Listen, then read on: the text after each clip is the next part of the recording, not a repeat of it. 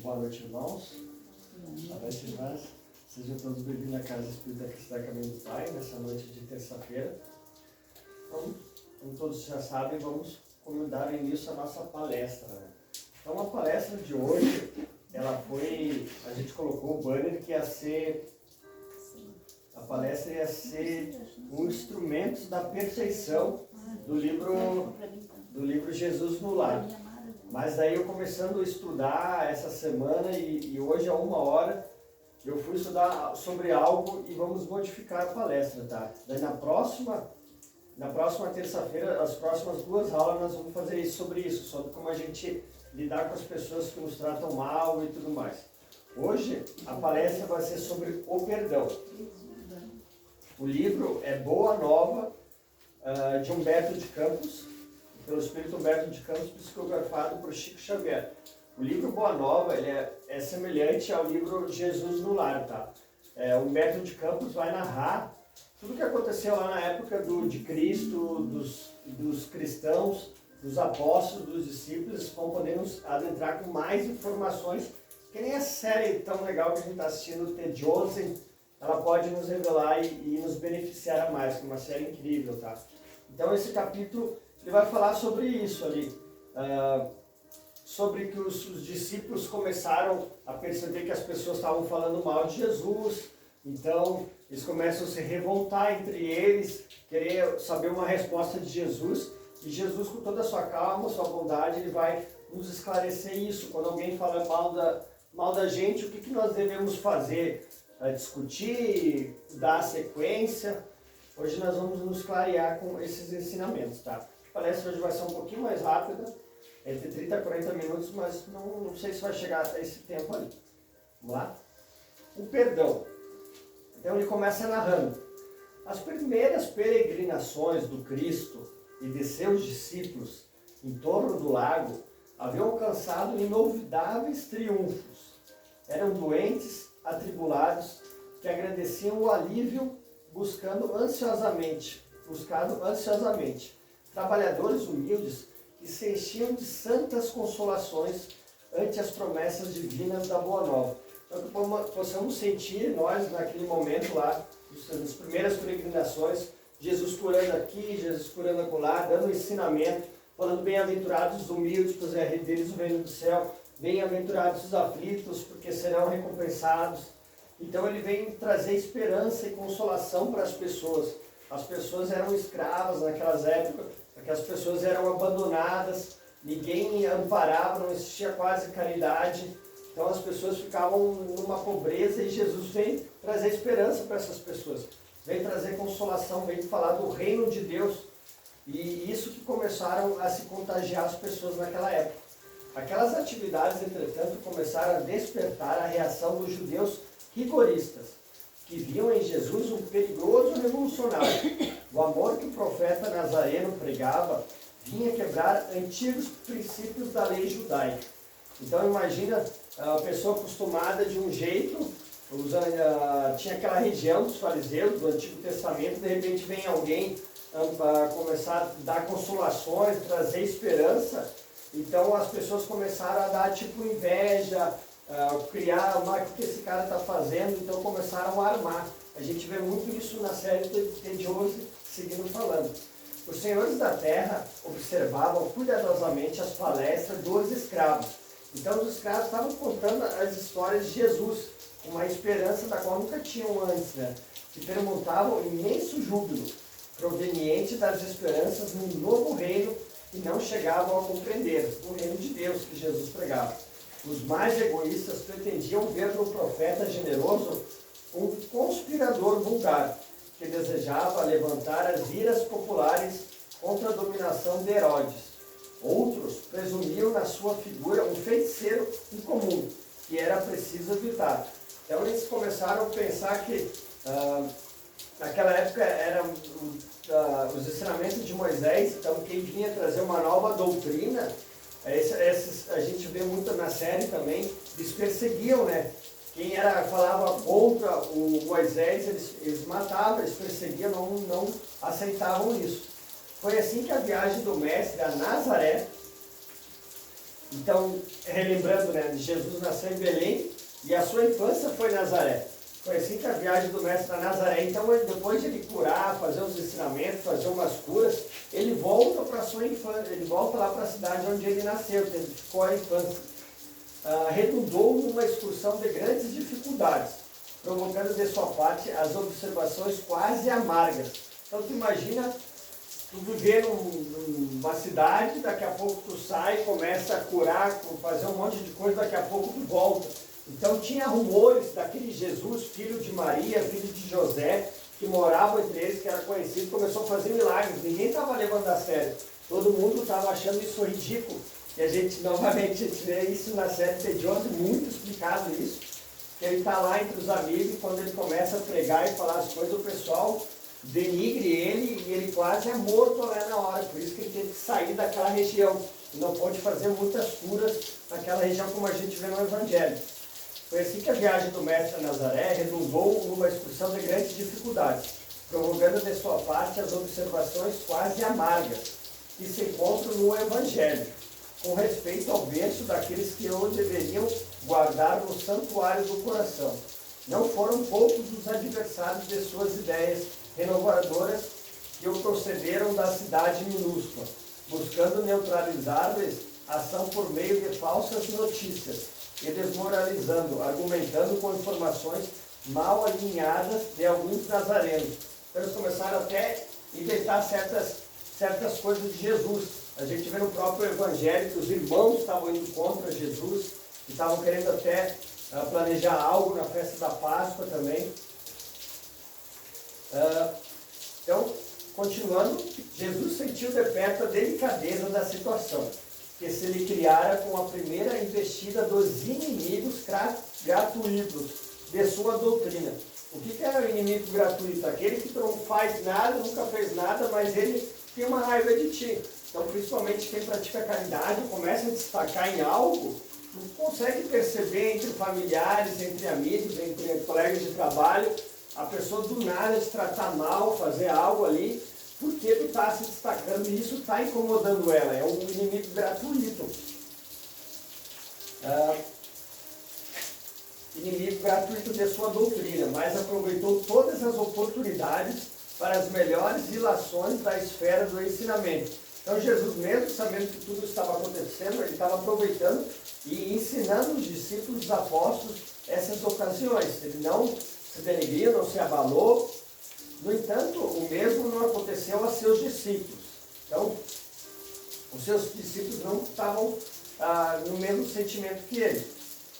Aqui eles discutiram com alguns senhores da região, alguns patrões e tudo mais.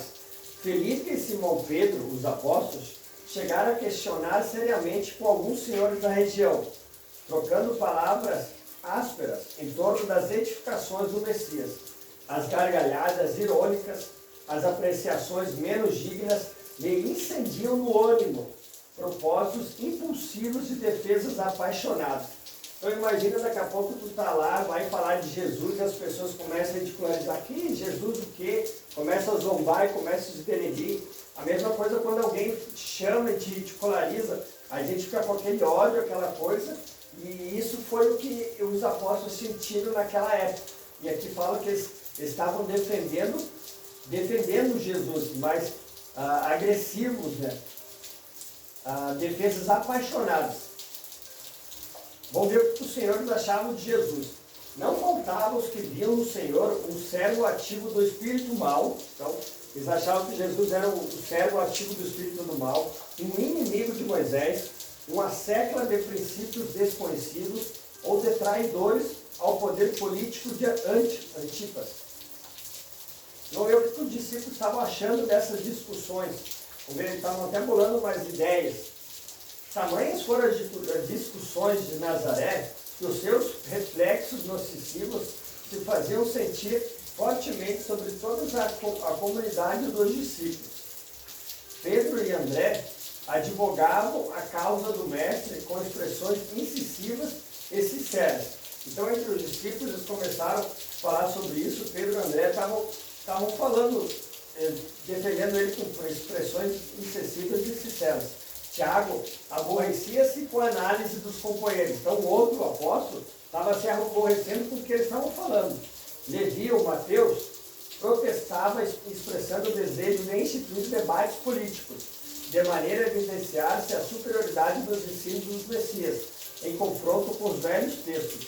Então o Mateus, né, o contador, ele pensou, vamos fazer um debate aqui, quem quer contrário aos ensinamentos de Jesus, debate ali, a gente vai poder ver a autoridade moral de Jesus. Eles estavam se debatendo ali. Vamos ver o que Jesus achou disso. Jesus compreendeu os acontecimentos e calmamente ordenou a retirada, afastando-se da cidade com tranquilo sorriso. Então imagina a paz, imagina a calma de Jesus, vendo tudo isso acontecer, os discípulos escutando, imagina os pais, os irmãos, todo o pessoal que conhecia Jesus, tratando ele mal. Ele compreendeu, ele sabia que isso ia acontecer, ele sabia, conhecia o coração das pessoas. Jesus compreendeu os acontecimentos e calmamente ordenou a retirada, afastando-se da cidade com tranquilo sorriso. Isso a gente vê no Evangelho de Jesus também no Novo Testamento. Não obstante a determinação e apesar ao regresso a Cafarnaum, voltar a Cafarnaum, a maioria dos apóstolos prosseguiu em discussão, estranhando que o mestre nada fizesse, reagindo contra as envenenadas insinuações a seu respeito. Então imagina os apóstolos, que nem nós, a gente ficou revoltado. Como assim, mestre? Vamos sair daqui? Vamos botar nossa voz aqui, vamos botar as pessoas no lugar delas, vamos mostrar quem somos nós, né? Isso que é o pensamento das pessoas. Não, Jesus só calmamente saiu e foi para outra cidade. Depois de alguns dias, Pedro e Felipe vão questionar Jesus. Vamos ver como é que vai ser essa história. Daí, alguns dias, obedecendo às circunstâncias ocorrentes naquela situação, Pedro e Felipe procuraram amistar-se com o Senhor, ansiosos pela claridade dos seus ensinos. Mestre, chamaram-vos servo de Satanás e reagimos prontamente, dizia Pedro com sinceridade ingênua. Observamos que por vós mesmos nunca oporieis a contradita, ajuntava Filipe, convicto de haver prestado excelente serviço ao mestre bem-amado. E por isso, revidamos aos ataques com maior força de nossas expressões. Então os discípulos estão falando, os apóstolos estão falando, falar mal, e nós te defendemos, Senhor. E aí, não obstante,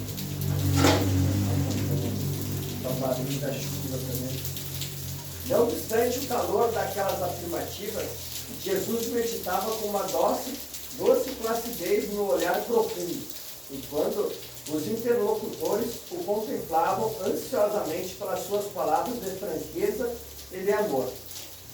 Então vamos ver finalmente o parecer de Jesus. Vamos ver o que Jesus tem para nos dizer. Estão falando mal de nós? E aí, Jesus? Afinal, saindo de suas reflexões silenciosas, o mestre interrogou: acaso poderemos colher uvas nos espinheiros? Um exemplo, se tem uma laranja, eu posso colher milho ali, posso colher bergamota? Não. Se a pessoa está sendo assim, ela vai te dar aquilo, cada um dá o que tem. Acaso poderemos colher uvas nos espinheiros? De modo algum me empenharia em Nazaré numa contradita estéril aos meus opositores. Por que eu vou discutir? A única maneira de ganhar uma discussão é gritando. Por que eu vou perder meu tempo, minha energia, a minha paz e minha calma?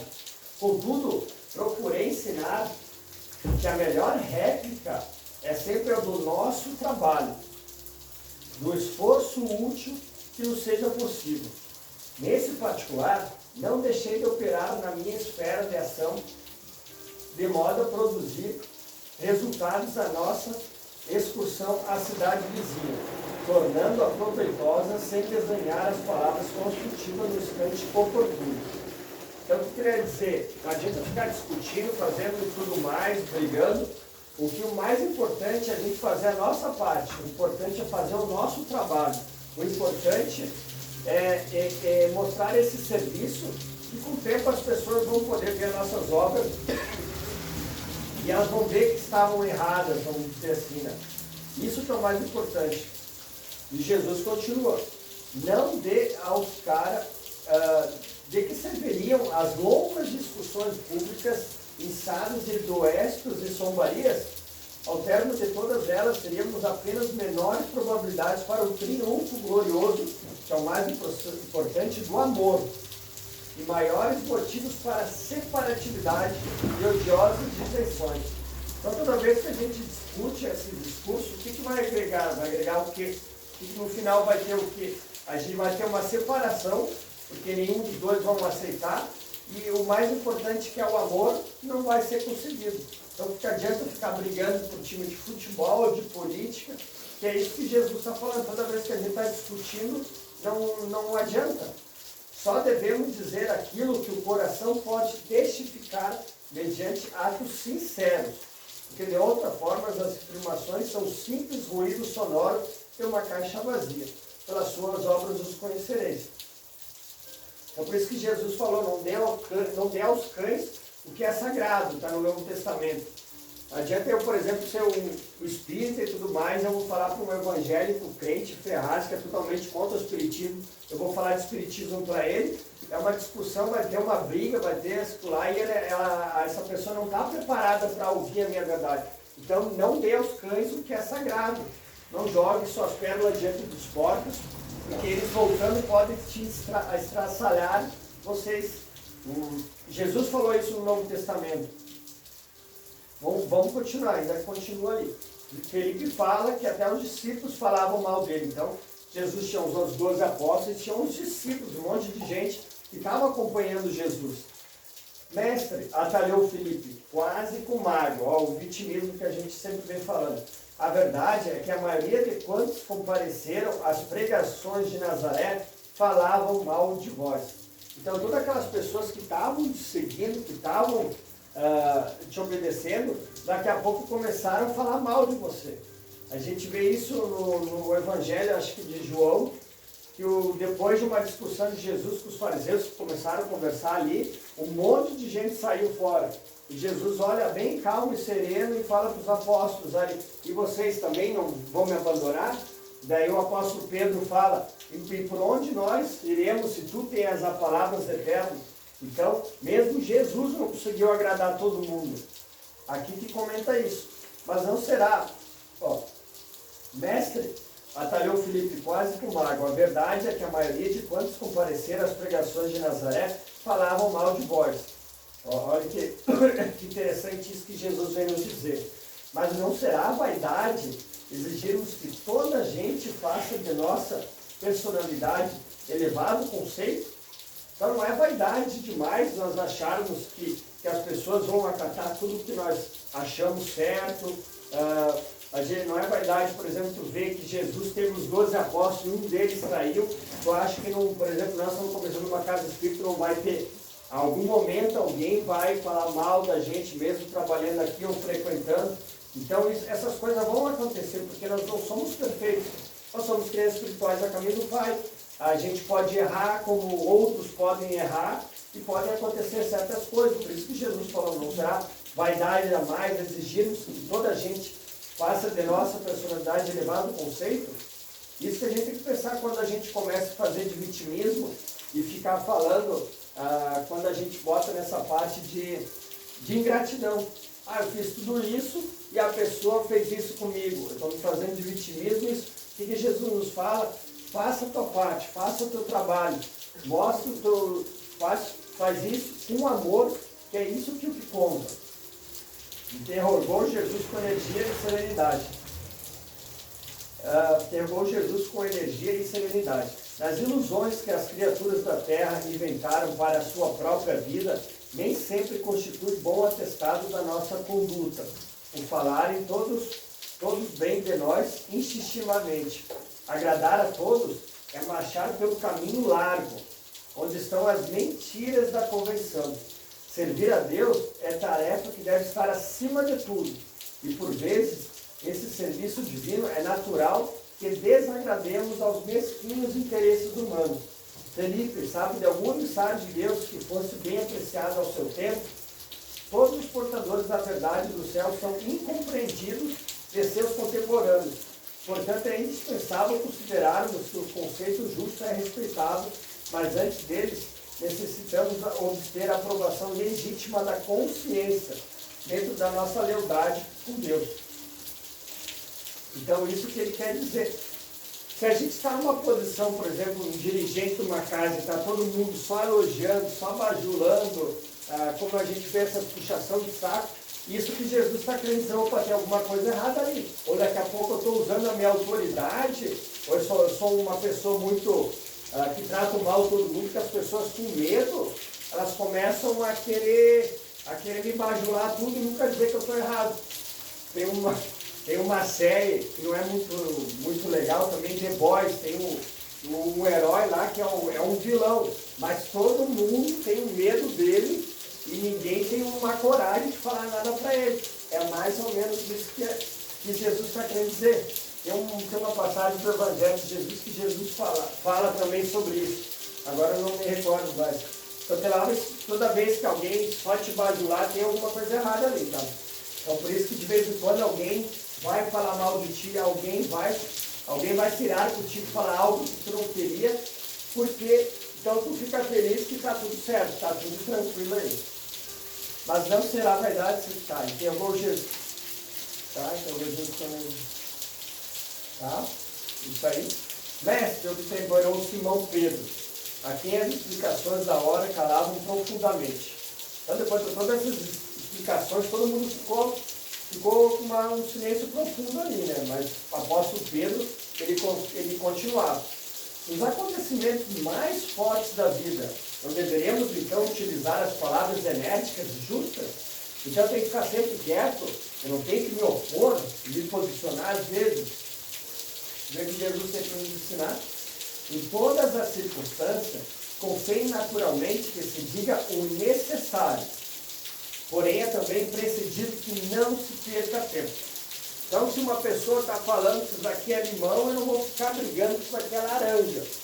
Então, é isso que ele está querendo dizer. Não, é importante a gente não perder o tempo, porque adianta a gente ficar disputando. O mais importante é não perder a paz. Tem uma história lá de um casal que estava indo para um lugar e a mulher falou que era direita, o cara esquerda, e ficaram brigando, até que a mulher aceitou, tá, então vamos para ali que está certo. Demoraram 2 horas, quando ele percebeu, ele descobriu que estava no caminho errado. Ele falou, tá mulher, mas tu não estava certo, porque tu não brigou comigo? Ah, mas eu prefiro ter a paz do que ficar discutindo e brigando. Então ela preferiu estar errada, porque o marido era tão bravo, teve uma energia tão ruim, que ela aceitou e depois ele viu que ele agiu errado. Em todas as circunstâncias, Jesus continua, é naturalmente o que se diga o necessário, porém é também preciso que não se perca tempo, que é a importância do que a gente tem para falar. O importante é só falar o que é necessário. Jesus tem falado, pelas suas voltas, o dia que vier o reino de Deus, pelas suas palavras sereis absolvidos e pelas suas palavras serei condenados. Então a importância do que a gente tem que falar, cada palavra que a gente tem que falar tem que ser o último, senão não vale a pena falar. Então eles continuam insistindo ainda, eles não desistiram ainda. Deixando transparecer que as elucidações não lhe satisfaziam plenamente, perguntou Filipe, Senhor, vossos esclarecimentos são indiscutíveis, entretanto, preciso acrescentar que alguns dos companheiros se revelaram insuportáveis nessa viagem a Nazaré. Uns me acusaram de brigão e desolteiro, outros de mal entendedor de vossos ensinamentos. Se os próprios irmãos da comunidade apresentam essas falhas, como há de ser o futuro do Evangelho? Então, isso que a gente ouve muito, né? Como é que eu vou trabalhar na casa espírita se eu tenho todos esses meus defeitos, eu ainda bebo, ainda fumo, às vezes eu trato mal alguém? É mais ou menos essa pergunta, vamos ver o que Jesus tem para nos dizer. O mestre refletiu um momento e retrucou. Estas são perguntas que cada discípulo deve fazer a si mesmo, mas com respeito à comunidade, Filipe, pelo que me compete esclarecer, cumpre-me perguntar se já edificaste o reino de Deus no íntimo do teu espírito. Resumindo a reforma íntima, se tu já não julgas, se tu perdoas, se tu tem o amor ao próximo, se tu ama o teu inimigo, se tu pratica a caridade, se tu faz o bem, se tu renuncia. se tu é abnegado, se tu é devotado. É verdade que ainda não, respondeu o hesitante o apóstolo. E dentro dessa realidade, podes observar que se eu com o nosso colégio fosse constituído de irmãos perfeitos, teria deixado de ser irrepreensível pela adesão de um amigo que ainda não houvesse conquistado a divina edificação. Mas como é que eu vou trabalhar, fazer o evangelho? Como é que eu posso ser seu discípulo? Eu posso trabalhar numa casa espírita, numa casa evangélica, se eu tenho todos esses meus defeitos? O que ele quer dizer? Se todos nós fôssemos perfeitos, ninguém ia ter oportunidade para trabalhar para Cristo, para participar de uma casa espírita, trabalhar. Todos somos crianças espirituais a caminho do Pai. Até por isso que o nome dessa casa é isso, Casa Espírita Cristã a caminho do Pai. Nós estamos a caminho, então quer dizer que nós não chegamos lá. Nós estamos de degrau em degrau, mas nós estamos caminhando, nós estamos indo, não estamos parados. Então, devagarinho a gente vai vencendo a humildade, a gente vai vencendo o orgulho, vencendo o egoísmo e vamos pegando essas virtudes ali. Agora, finalmente, compreenderam os discípulos. Ambos os discípulos compreenderam e se puseram a meditar, enquanto Cristo continuava. Então, Cristo continuou.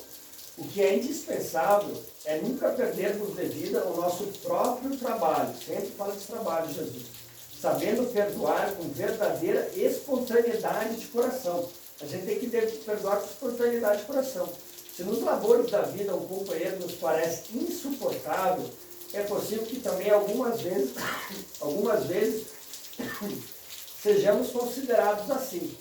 Temos que perdoar aos adversários, trabalhar pelo bem dos nossos inimigos, auxiliar os que nos zombam da nossa fé. Então, como é que tu quer julgar alguém que te fez isso e aquilo, se tu botar um revés na tua vida, algum momento tu já foi assim com um irmão, com um pai, algum momento ali. Então, por isso que a gente tem que ter esse perdão, porque se não perdoares aos homens suas ofensas, também nosso Pai não nos perdoará. Jesus diz isso na oração do Pai Nosso também. Perdoai nossas dívidas, senão assim como nós perdoamos nossos devedores. Vamos falar um pouco de perdão agora, o apóstolo Pedro com Jesus. Nesse ponto de suas afirmativas, Pedro atalhou-o dizendo: mas para perdoar, não deveremos aguardar que o inimigo se arrependa? Então, naquela época, estamos lá falando lá do antigo, do Moisés, que falava: odiarás o teu inimigo e amarás o teu amigo. Bem diferente do que Jesus vem trazer os seus ensinamentos. Mas naquela época, eles eram totalmente contrários, toda outra religião, e só bendiziam aos seus amigos ali. Então, para tu perdoar, né, não tem que esperar me arrepender, a outra pessoa se arrepender. Se alguém fez algum mal para mim, o Carlos lá me xingou ali, como eu vou perdoar de espontaneidade, que nem Jesus falou? Eu não tenho que esperar ele se arrepender antes de eu perdoar? Vamos ver o que Jesus tentou dizer. O que fazer na hipótese de um malfeitor assumir a atitude dos lobos sobre a pele de ovelha? Pedro, vamos ver o que Jesus fala. O perdão não exclui a necessidade da vigilância, orar e vigiar. Como o amor não prescinde da verdade. Então, Pedro, o amor não exclui a necessidade de vigilância. Como o amor não prescinde da verdade. Então, a pessoa sempre me trata mal, eu vou perdoar de espontaneidade, mesmo a pessoa não pedindo perdão, mesmo que ela não se arrependa, mas ela não vai excluir a minha vigilância. Se eu sei que a pessoa é assim, é lá, eu me preparo para ela.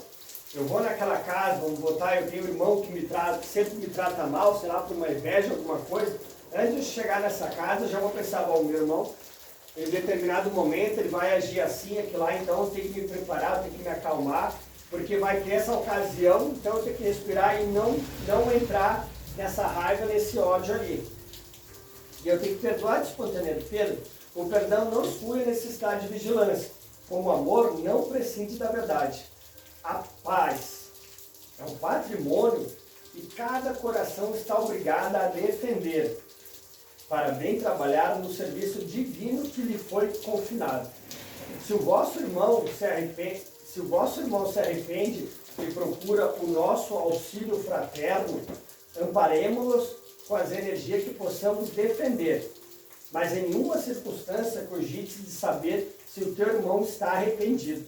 Então, se o teu irmão pecou contra ti, se arrependeu, ampara ele e segue o baile, mas nunca fica esperando saber se ele realmente se arrependeu.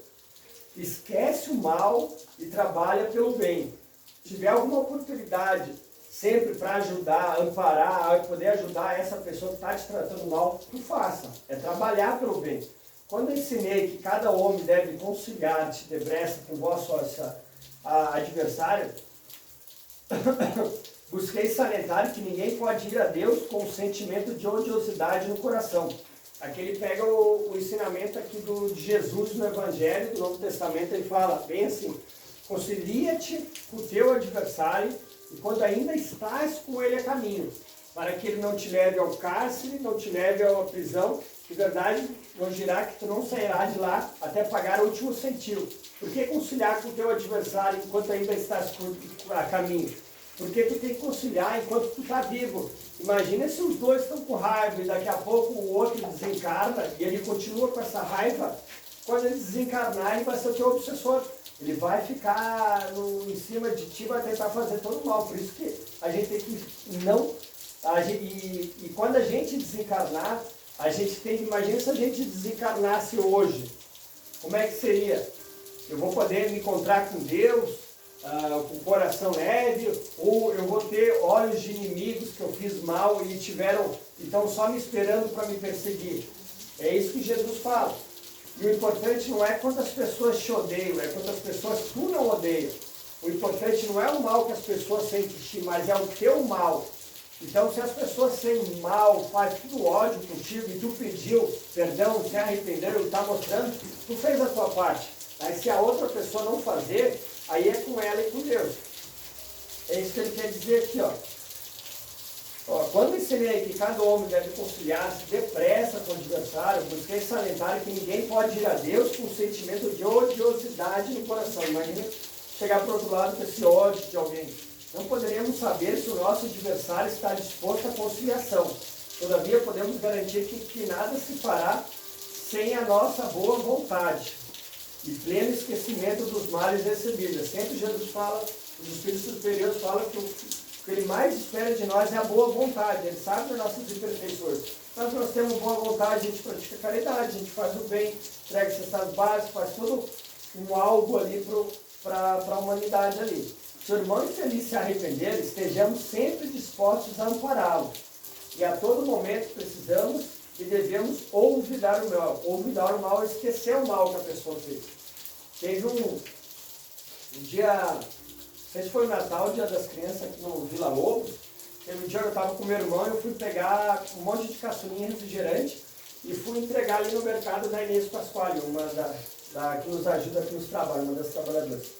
E ela deixou botar os freezer ali. E eu fui bem devagarzinho pro carro e saiu uma moto atrás de mim, me abuzinou, olhou, ficou me encarando com uma raiva, um ódio assim. E eu fiquei bem tranquilo, numa paz, estava com meu irmão, não tive essa compaixão, essa caridade de não levar para o coração, de manter a paz. Saí, ele ficou me encarando, me olhando, quando eu vi ele foi no mesmo mercado. E eu tinha que ir no mercado. Cheguei lá no mercado com um sorrisão, bom dia a todo mundo, ele ficou me encarando, mas deu bom dia. Deixei os refrizinhos, ó pessoal, quem tiver criança ali para ter a festa, serão todos bem-vindos. Saiu e eu fui para casa e ele continuou com ódio. Ele saiu, foi lá falar com os outros, o cara é um bundão aí andando devagar, não sei o que lá.